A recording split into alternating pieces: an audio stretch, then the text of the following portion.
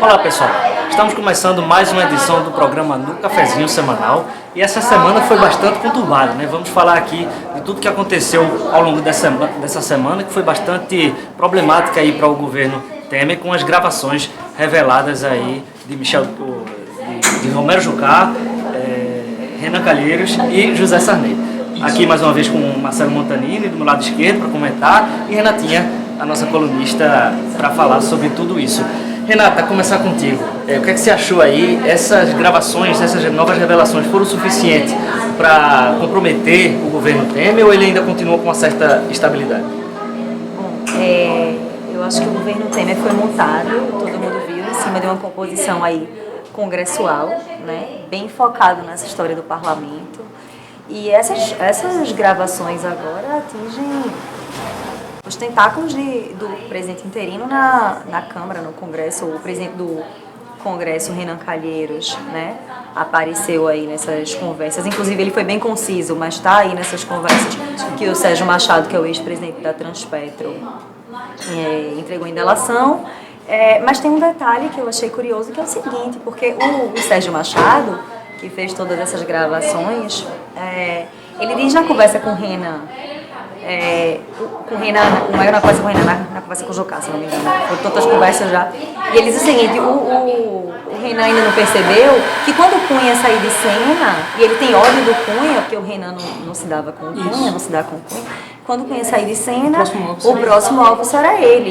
E quanto mais sobrevida Cunha tiver, melhor para ele. E, de fato, quando o Cunha saiu primeiro da presidência da Câmara, todo mundo entendeu como uma coisa boa para Cunha. Tiraram o bode da sala, para Temer. Tiraram o bode da sala e agora resolveu o problema dessa ligação, desse vínculo com Cunha. E agora Cunha fora volta a ser um problema, né, para esse governo Temer, porque quando ele saiu, os outros que estão ligados ao governo viraram alvo, né? E essas conversas, o interessante é que agora está todo mundo com medo, né? A classe política está numa situação delicada. Estão dizendo já que para conversar agora só dentro da piscina e nu.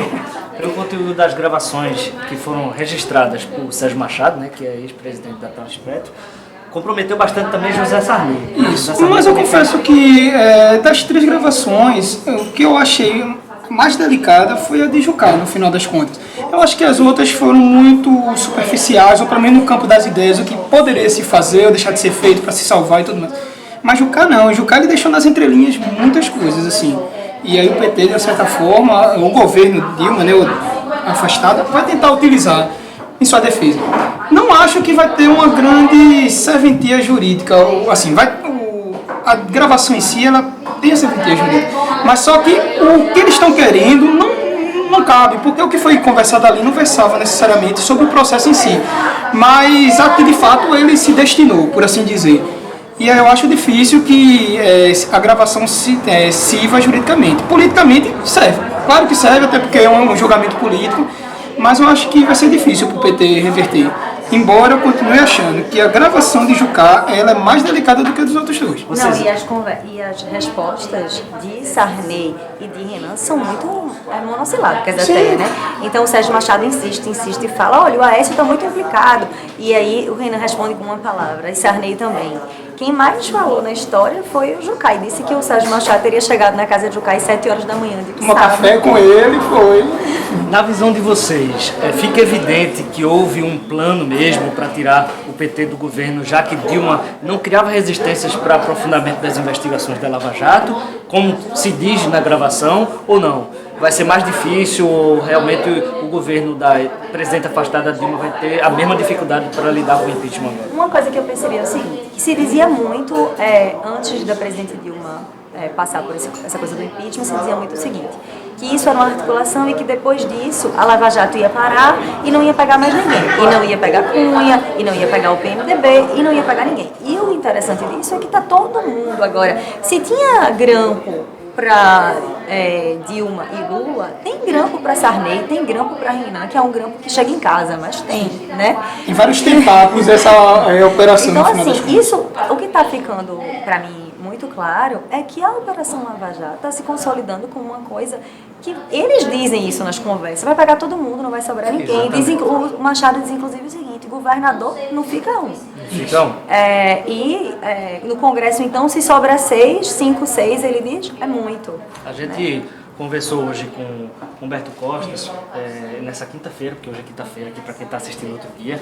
A gente conversou com ele sobre o cenário nacional, inclusive fizemos uma matéria com ele sobre o cenário local também. E falando sobre as gravações, ele colocou exatamente essa preocupação de várias denúncias estarem envolvendo toda a classe política. Ele também comentou sobre a estratégia do PT para lidar com relação ao impeachment. Chegou a falar de nomes que... Porque no final das contas é um pouco do que a gente já tinha conversado em outros momentos, que é o seguinte, alguns senadores já tinham se colocado à disposição em votar pela admissibilidade, mas não necessariamente em votar pela destituição. E aí o governo afastado, por assim, o PT listou pelo menos 10 a 13 desses parlamentares, senadores, que estariam... E aí a gente pode botar o Cristóvão Buarque, o Antônio Regufe e o Hélio José, ambos do Distrito Federal. Talvez eles estejam apostando um pouco nessa questão dos cortes e a sangria maior no Distrito Federal, que é um local muito voltado ao serviço público, enfim. Mas eles estão apostando, esses 3 nomes foram já mencionados, mas há outros que eles estão tentando fazer com que se reverta. E ele aposta que, da mesma forma que a Lava Jato pode ainda prejudicar mais o governo, também pode fazer com que o governo Temer seja mais curto. É engraçado isso. A opinião de vocês acreditam que essas gravações e essa articulação do PT para reverter os votos lá no Senado vai dar certo? Então, Marcelo falou isso. Agora eu me lembrei que ontem eu conversei com a deputada Luciana Santos, que é a presidente nacional do PCdoB. E ela me falou uma coisa que eu achei curioso, que se a presidente Dilma voltar, ela disse assim, a gente sabe que a falta de apoio no Congresso é uma coisa muito complicada. E se ela voltar? E se ela voltar, ela disse, ela volta para um plebiscito, uma ideia que a gente já está defendendo. Tudo bem, mesmo que ela não possa continuar, ela quer voltar para dizer, eu vou fazer um plebiscito para a população definir isso, sabe? Então é uma coisa que essa questão do apoio político de sabe que ele não vai ter governabilidade quando votar. A partir do momento que o governo, o PT, defende essa ideia, e a partir do momento que a gente já observa que a quantidade de votos que obtiveram para poder afastá-la já supera o de destituir, já entende que a governabilidade dela vai ser mínima quando votar. Enfim, eu acho que é difícil, ela não vai conseguir votar, mas se votar, o plebiscito já é um atestado de que, tipo, vamos partir para outra porque a coroa já deu. Vamos partir para a questão local agora. Essa semana tivemos aí uma dança das cadeiras no governo do governador Paulo Câmara, né? Como é que você analisa aí a mudança de alguns nomes que foram trocados de pastas? Essa quinta-feira foi anunciado. Se adaptar à nova correlação de forças aqui local. O ponto principal aí, primeiro, nesse momento hoje, porque o DEM, essa rearrumação foi feita também porque o DEM e o PSDB saíram da gestão, como a gente já comentou aqui no outro episódio. Mas o deputado federal Danilo Cabral, que estava na Secretaria de Planejamento, saiu e volta para Brasília, né? Por quê? Porque o governador Paulo Câmara estava sentindo falta de uma ligação aí, de um link com a bancada federal do PSB, porque o ministro Fernando Bezerra Coelho Filho assumiu o Ministério de Minas e Energia, que é filho do senador Fernando Bezerra Coelho, contrariando a posição do governador do estado. Então, Danilo volta para Brasília, hoje Paulo disse isso, que é muito importante ter uma voz lá, que Pernambuco sempre teve um papel muito atuante, e que é importante que a voz de Pernambuco pese lá na bancada. Danilo volta. No lugar de Danilo vai ficar Márcia Stefani, eles têm uma relação muito próxima, são muito ligados. Seja da Fazenda, né? Então, Márcia Stefani sai da Fazenda, vai para planejamento. Na Fazenda, quem assume é Marcelo Barros, né, que já foi secretário de Finanças em Pojuca, já foi secretário da Prefeitura do PT. São bons nomes? E Marcelo Barros é um economista, estudou com o governador, inclusive, Paulo Câmara. Foi superintendente na Secretaria da Fazenda, quando o Paulo Câmara era o secretário, os dois então já têm uma relação muito próxima. É professor, universitário e tal. E aí, um quadro técnico. E fora isso, na microempresa, assume Alexandre Valença, que foi uma indicação do PMDB, né? Fechando aí e tem as indiretas ainda, né? Que são o José, que ficou com solidariedade nessa rearrumação, o PDT levou uma agência ligada à agência à Secretaria de Micro e Pequena Empresa, E aí, nessa rearrumação, houve essa dança das cadeiras, o governador impôs hoje, vamos ver para frente como é que vai. Vocês têm essa sensação de que o governador tenta se adaptar a essa nova cena política nacional e que ele de fato está perdendo força aqui no estado? Como é que vocês avaliam? Não acho que ele está perdendo força. Ele tira, quando alguns partidos, quadros importantes, acabam saindo para uma disputa eleitoral contra o partido dele, Tá contra uma aliança, né? Eu acho que ele acaba perdendo força, sim. Tanto que ele está trazendo mais o PMDB. Na verdade, ele está num trabalho de reforçar Isso. o prefeito do Recife, que é Justamente. o Júlio, né? Preparando o terreno para a campanha importante que é a de prefeito. E Geraldo foi um quadro, a gente tem que lembrar, muito fundamental na campanha de Paulo Câmara, que sofreu um abalo com a morte do ex-governador agora do Campos, no meio do processo. Então, Geraldo foi ali o braço direito e ele agora está meio que retribuindo também esse gesto do... Mas de fato que ele está perdendo força. E ele está tentando se readequar ao novo contexto. Pelo menos na minha concepção. Ele na verdade rompeu os pontos dele quando botou o PS dele era fora. Isso. E agora Teve que se adaptar a isso. Sim, Vamos partir agora para o PT. Uma confusão danada dentro do PT. João Paulo querendo ser candidato com o aval de Humberto Costa, outras forças internas resistindo o PT, a isso. como sempre, muito rachado internamente. Muito não posso dizer também que está rachado internamente. Eu acho que já esteve em momentos piores. Mas o PT hoje, ele tem a grande maioria, quer uma candidatura própria, até para defender o legado do partido, defender o governo, né, Dilma, enfim. E é um grupo que quer a aliança com o deputado Silvio Costa Filho.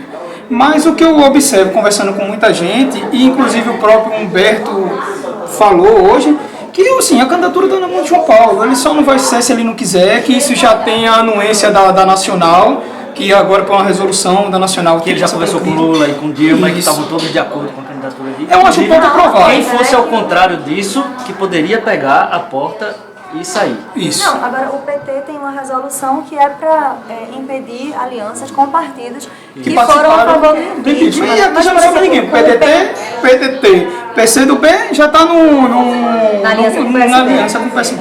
O PSOL, no final das contas, já tem candidatura.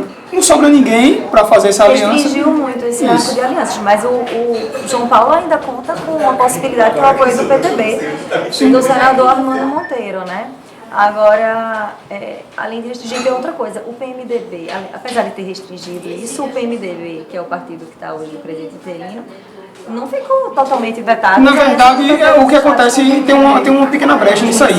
Parlamentares de partidos que participaram do impeachment, mas que se posicionaram sempre a favor de Dilma ou contra o impeachment, esses têm uma abertura para poder compor a aliança. Mais uma vez, o tempo é curto para muito assunto. E a gente vai ficando por aqui nessa edição do No Cafezinho. E na semana que vem estaremos de volta, dessa vez com, de fato, a presença de Márcio Didier, nosso editor do blog de política da Folha de Pernambuco. Até a próxima.